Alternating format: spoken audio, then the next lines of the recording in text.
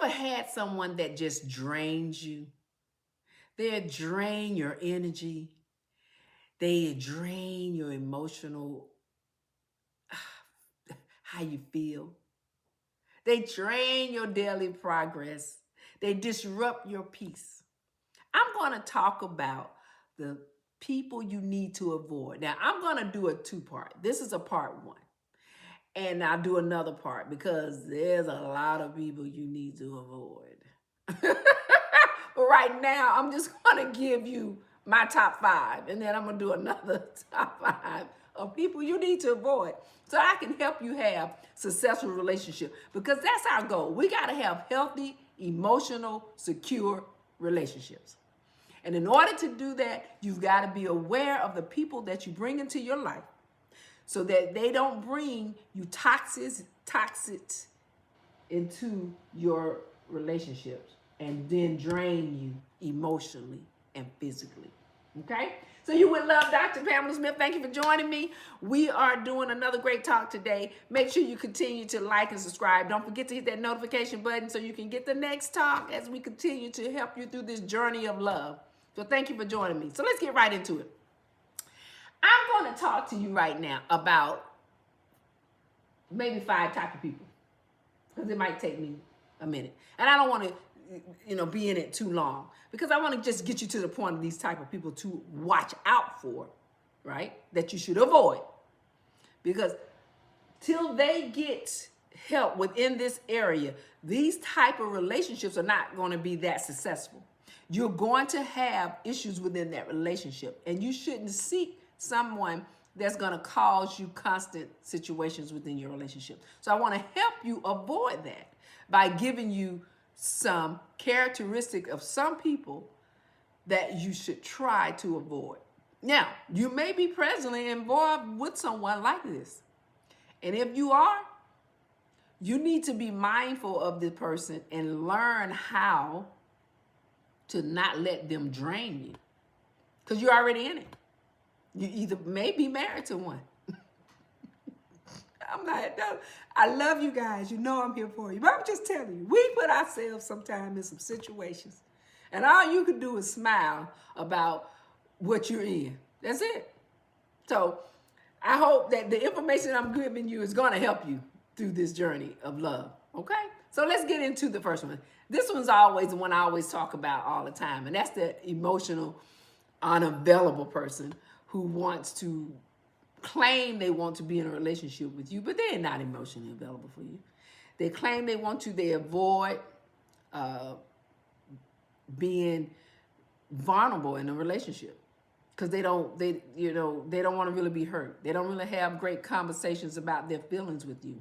They act like they're having conversations with you about their feelings, but they're really not. Everything is on a surface level. They're not really giving you a detailed conversation of how they really truly feel. They kind of scapegoat it. They don't want to really give you much time or their heart.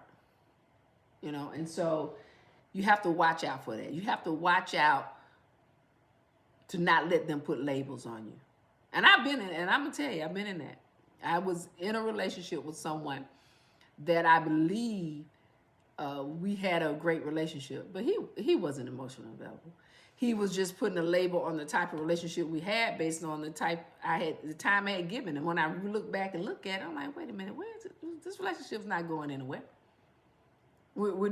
This person is not emotionally available for me.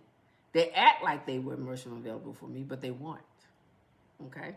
Sometimes you don't really have communication, and the communication may be low. They disappear when things get serious. They want to avoid the conversation. Let me call you back, or I don't feel like talking right now. So you have to really, really build great intimacy with someone whose heart is in it and not just on sleep mode, I say. Because they're not available. They're not emotionally available. So just be mindful of that person. Now, the complainer. Oh, my God. I think I've had one of them, too. Probably the same boyfriend. No, but I've had some other clients that talk about This one is and I'm going to talk, guys, watch my videos coming up. I'm going to talk about, sometimes you need to pay attention to their time they were born. And it tells you a lot about them.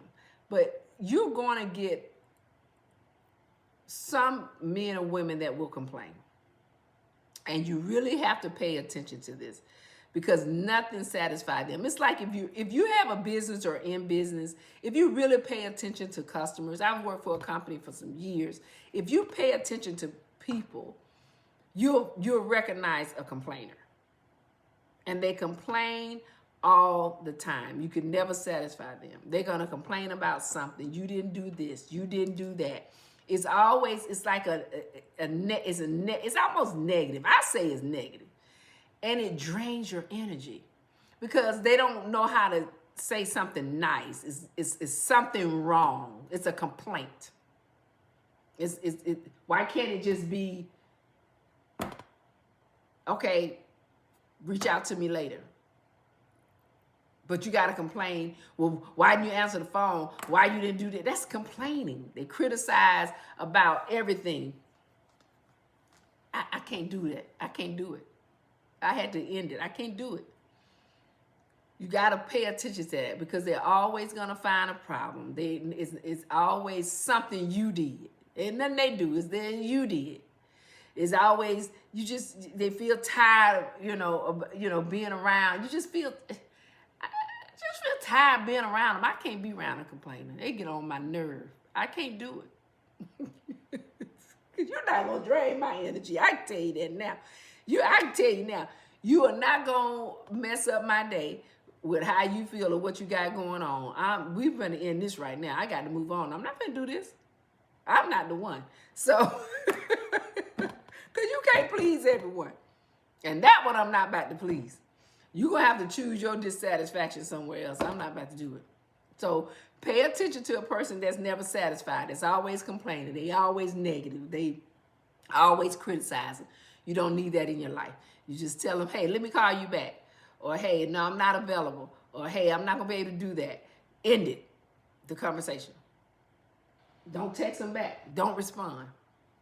I'm telling you, they'll drain you. And you'll when you pay attention to what I'm saying. And remember, I tell you guys, you got to pay attention to the personality of people. They will show you who they are if you just listen and pay attention. Just sometimes slow down, slow your roll, and see where they're coming from. You just got to slow your roll and see what they do. If you pay attention, you'll see it. Like the control freak. Most people, in a sense, are controlling, but not too controlling. Like, for instance, you might tell your mate to drive to the left versus the right, that kind of basic control, and that's not control. But a control freak wants everything done their way. And no matter what you say, it's got to go their way.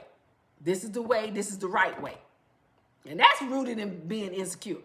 You understand that? But they believe that everything they do is almost like a possession. It's got to go their way or no way. You got to watch out how they micromanage their life. You got to watch out how the jealousy masks how they care about you, because it's a little. I'm trying to explain it. I got to think of one of my stories with one of my clients. They monitor your actions. It's almost like it's like if they can't. It's almost like if you don't respond to them the way they want you to respond, they'll say something about it, because it's almost like they're monitoring what you did or didn't do. I'll give you an example. So you might have yourself scheduled. Let's say like it's work. You might have yourself scheduled and it's something you have to do at work. But things change at work, and now it's not what it's going to be. They want to try to control why you at work and staying at work. What? No, I'm going to be here another hour. I see you when I see you. But why now they want to control and be like they being like almost possessive. Am I explaining it right?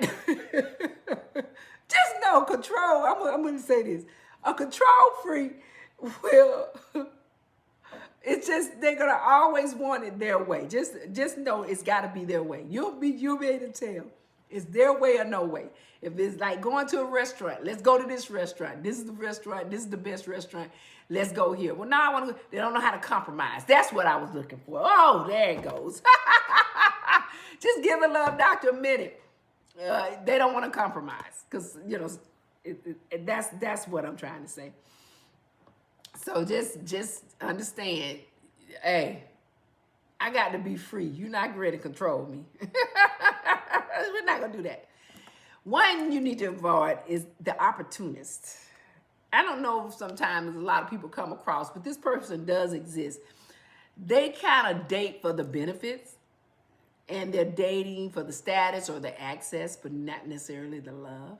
And I really think most people don't really pay attention to this. But it really, truly, truly happens.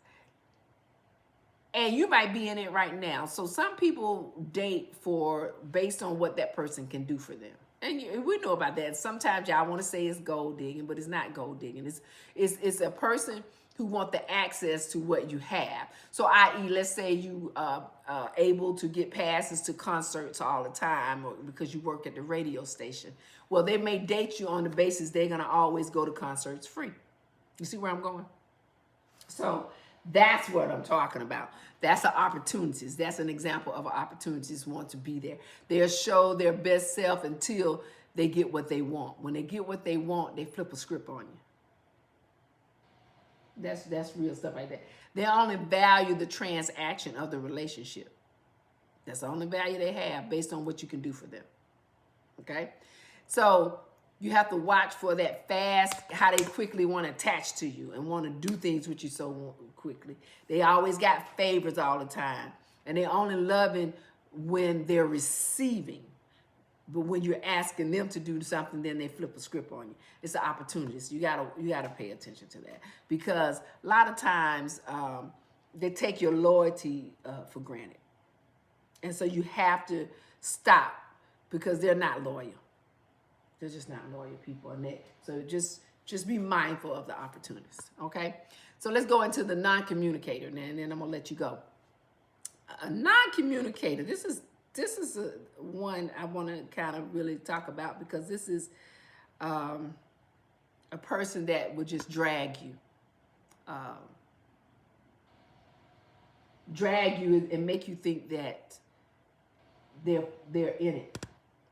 But they shut down on a lot of situations, even like in conflict. They avoid any type of emotional conversation you want to have with them about, even it could be intimacy or just getting together. They create a distance all the time rather than a resolution of, coming together. A lot of time they have the silent treatment. I was married to one. Love doctor, you're a two. Yes, I am. My ex-husband was a non-communicator. Do you hear me? I don't know how I was married, the many years I was married. But he didn't talk often. Oh my gosh, he did. I always talk about he don't want to talk about it. Anything I talked about, I don't want to talk about it. Well, how the heck we gonna resolve, it wouldn't, that's why I got a divorce. One of the reasons why I got a divorce. But they're just not they're just so unavailable, so non-communicators. They're just not worth the relationship, will not grow with a non-communicator. It won't flow, it won't work. You have to avoid that type of person. It's just not. I'm telling you, I done been there, done it. And that was my ex. Don't do it, don't do it. Run, run, run. So I gave you these type of people, right? I gave, what did I give you guys? Emotional unavailable. What else did I give you? I gave you emotional unavailable. I gave you, the complainer, the chronic complainer. I gave you control freak. Watch the control freak. I gave you the opportunist. Somebody I'm missing. I gave you the non-communicator.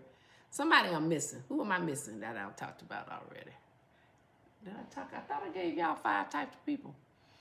Isn't that it? Non-communicator, the opportunist, the control freak, the chronic complainer. Oh yeah, I did. And I'm emotionally unavailable. Okay, I gave it to you. Okay. All right, so I'm gonna come back and I'm gonna do a part 2 because I don't want to, I know sometimes I could go on and run my mouth, but sometimes you need to take in what I gave you versus me running on in and giving you all this kind of information.